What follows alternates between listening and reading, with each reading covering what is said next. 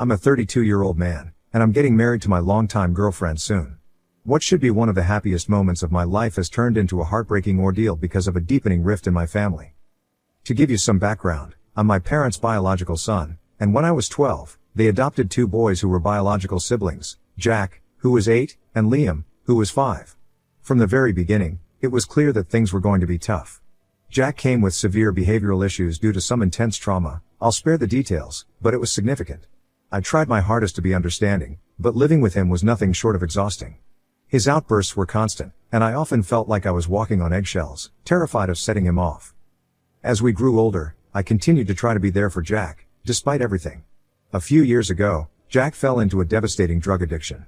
I stood by him through his darkest moments, supporting him through rehab, and doing everything I could to help him get back on his feet. It was draining and heartbreaking, but I did it because I loved him and believed that, despite our challenges, we were still brothers. Liam, on the other hand, was always easier to get along with, and I formed a closer bond with him. But even so, I always felt like an outsider. Jack and Liam's bond as biological siblings was undeniable, and I never quite felt like I was truly a part of it. It was like I was always on the edge, looking in, trying to be included but never fully accepted. The situation came to a head recently at a Sunday dinner at my parents' house. My son was working on his summer homework, which involved creating a family tree. He innocently asked Jack if he wanted to be included, and Jack just flat out said no. He didn't want to be part of it because, in his exact words, "We're not real brothers." He said it so casually, like it was the most obvious thing in the world, with no regard for how much it would cut me to the core. I was utterly stunned, but what shattered me even more was that Liam, who I've always felt closer to, just sat there in silence. He didn't say a word. He didn't defend me or even acknowledge how hurtful Jack's words were. He just let it happen. I've tried so hard to be supportive of both of them, especially Jack, despite the endless challenges. So, for Jack to say that, and for Liam to do nothing, felt like a gut punch. It was as if they were both telling me, in no uncertain terms, that I was never truly part of their family. In my pain and frustration, I decided to uninvite both Jack and Liam from my wedding. My fiancé has been nothing but supportive of my decision, but my parents are furious. They've made it clear that if Jack and Liam aren't invited, they won't attend either. It feels like history is repeating itself, with my parents once again prioritizing Jack over me, no matter how much it hurts me. I'm absolutely heartbroken that my parents would choose to miss my wedding rather than support me in this. I know Jack has been through a lot, but I've done everything I can to be there for him and for Liam, despite all the heartache. And now, I feel like I'm the one being punished for finally standing up for myself and setting some boundaries. Ida for uninviting my brothers after they said they don't see me as family, even if it means my parents won't come to my wedding? Comments. Snowybird 60, NTA Liam and Jack have been in your family for 20 years. If you all aren't family by now, what the fuck are you? I have a major issue with your parents. They're definitely the assholes in all of this. The minute Jack said that to your son, they should have spoken up and defended you. The fact that they let him get away with it and now are saying they won't attend your wedding is bullshit. I would tell them not to bother coming to your wedding and that you hope they'll be happy with their two sons. Then I would take my son and go full NC with them. Honestly, I've considered going NC with them in the past. But I've never had the guts to genuinely do it. I think my life would have been better off if I did it long ago. Reineke Fuchs 1991, it's kind of a guilt complex thing for adoptive parents. You hear so many horrible stories about biological kids being prioritized over adopted kids and that results in an overcompensation. Like you have your biological parents, you should be grateful, he had it so much worse, so we gotta make it up to him, even though they didn't cause this so much. The key is to treat your kids equal. If one does accomplish something, he gets a compliment. If he misbehaves, he gets consequences. Despite all the favoring, he still got drug addicted, so their game plan failed. I don't blame them or him for his drug addiction. Jack and Liam had truly horrible things happen to them both as children. Stuff I won't get into here, but you can understand it was the type of stuff that leaves lifelong scars on you. Even with the buttload of therapy they've gone through. One time Jack spoke to me about how when he's high on drugs it's the only time in his entire life where he doesn't constantly remember and only time he ever feels at peace. Obviously, I shouldn't be the one who is constantly picking up the pieces of him. But I can 100% understand why he got into drugs. He's still an asshole though. Haha yihim fine haha. Also, Op didn't say anything about Liam being part of the family either and maybe Liam doesn't even know where he stands with Op. I think this is worth Op having a one-on-one convo with Liam. I've always been closer to Liam than Jack. To be clear, I always considered them both my brothers. I considered Jack a pain in the ass, but still didn't think anything less than brother of him. Otherwise I wouldn't have kept supporting him. On why his son was asking the brothers about the family tree. Because he's 5 and just wanted to show off what he was doing. I have never said anything to plant an idea that they aren't my brothers. He doesn't even know they're adopted. Not because it's something we hide, just hasn't ever been something we really discuss as a family. Add uncles/aunties to the family tree was an optional extension, and he said it in a way of come and help me add you in if you want to be, not you don't deserve to be in the tree. You're honestly clasping at straws here. I have no issue with someone labeling me Ta, but don't just make up context to decide it. Update 1, August 18, 2024. I'm honestly still reeling from everything that's gone down since my last post. First off, thank you to everyone who took the time to comment. I've read through all your advice, and it's been a lifeline. But buckle up, because things have taken a wild turn. After hearing from so many of you, I decided I needed to talk to Liam. We met up at a pub, and I just laid it all out there, how hurt I was when he didn't say anything after Jack made that awful comment about not being real brothers. I was half expecting him to defend himself, but what I got was something entirely different. Liam confessed that he's been living in fear of Jack for years. He told me he kept quiet that night because he was terrified of setting Jack off, not because he agreed with him. Then he dropped a bombshell. Despite being Jack's biological brother, he's felt just as much of an outsider in our family as I have. The constant pressure from our parents to cater to Jack's every whim has worn him down, too. Liam assured me that he's always seen me as his brother and that he regrets not standing up for me sooner. Hearing that was a huge relief. He's completely on my side now, and we agreed that if Jack can't respect me as a brother, he has no place at my wedding, or in our lives. But just when I thought things couldn't get more intense, my parents decided to make everything worse. I sat them down and explained why I uninvited Jack, hoping they'd understand.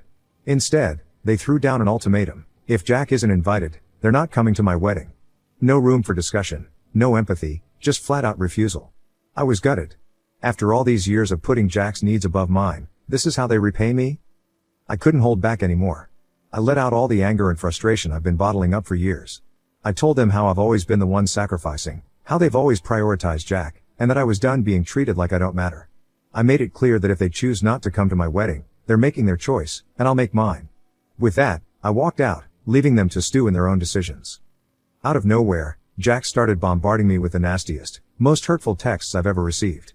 He accused me of turning Liam against him, of ripping the family apart, and had the audacity to call me selfish for abandoning him. He ranted about how he never felt like he belonged in the family and how it's all my fault for pushing him away. His words hit hard, but they also opened my eyes. Jack has spent his whole life blaming everyone else for his problems, and I've been his favorite scapegoat. This time, though, I'm not letting him guilt trip me. I didn't even respond, I just blocked his number. If he can't see what he's done wrong, then there's nothing more to say. Liam was livid when I told him about Jack's messages. He's more determined than ever to support me, and we've decided to go low contact with our parents until after the wedding. Liam's been a rock through all this, helping me with the wedding plans and making sure I'm not dealing with this mess alone. So, the wedding is still happening, but with a much smaller guest list. My parents haven't reached out since our argument, and at this point, I don't care if they show up or not. This day is about me and my fiancée, and I'm not letting anyone, not even my own family, ruin it. Thank you again for all your support and advice. I'll keep you posted if anything else happens, though I'm really hoping my next update is just about how amazing the wedding was. Fingers crossed. Comments.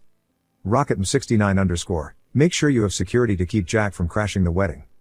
Foxy, Sly, Old, Stody, Fox. Well, you may look back, in years to come, and reflect that your parents' reaction should not have come as a surprise. That doesn't mean it won't hurt now and that it won't hurt in the future. Fair dues to Liam though, and congratulations on having at least one family member who loves you. Update 2, August 25, 2024. Hey everyone, I wanted to give an update after everything that's happened over the last week. A lot has changed, and I'm grateful to say that things are moving in a much better direction. 2 days after the text argument with Jack, he reached out to me. I wasn't sure what to expect when he asked if we could meet up, and I was reluctant, but I agreed. When we sat down, the first thing he did was apologize. He told me how sorry he was for what he said to my son and admitted that he didn't know why he said it. Jack seemed genuinely remorseful, and I could tell that he really meant it. This wasn't just another apology to smooth things over, this was different, and it felt sincere. After apologizing, Jack took a deep breath and confessed something that I probably should have seen coming. He told me that he had relapsed before the argument even happened. Hearing that hit me hard.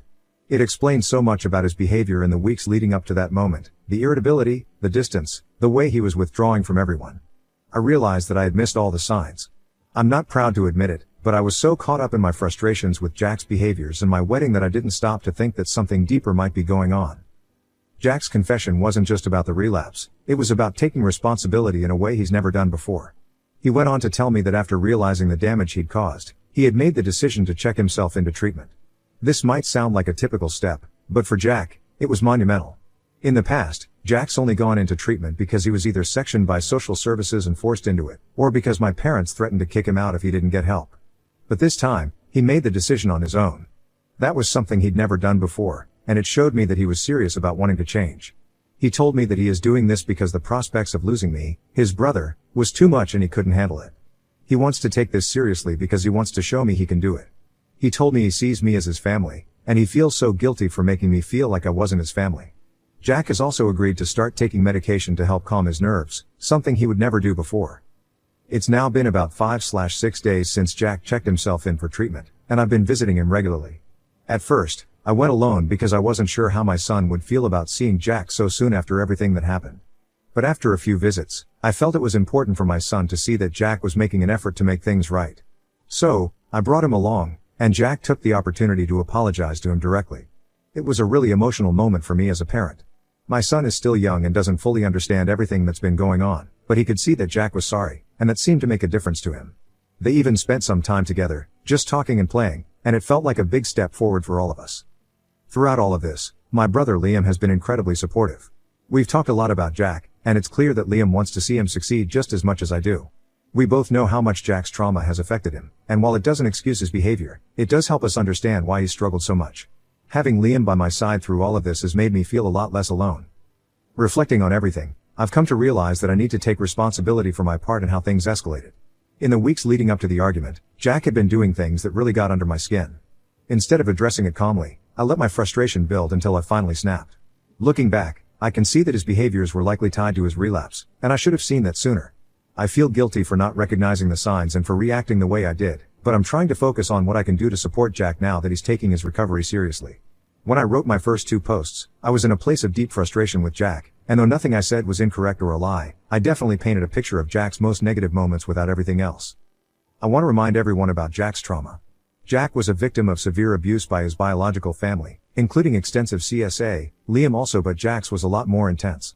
Jack jokes now that he was their biological father's favorite in all the wrong ways. Jack got into drugs at a pretty young age, but has been clean, or so I thought, for a while. I mentioned this before, but Jack has told me in the past that even now, almost 20 years after he was adopted by our parents, there is not a day where he doesn't think/have nightmares about his abuse. He says the only moments of peace he gets is when he's high. Jack's trauma runs deep, and it's something that continues to affect him every day. I'm not making excuses for his actions, but I do think it's important to remember that he's dealing with a lot of pain. Despite everything, I still believe in Jack. I believe that he has the strength to overcome his past, and with Liam and me by his side, I'm hopeful that he can get through this. I also want to take a moment to thank everyone who offered advice and support on my last post.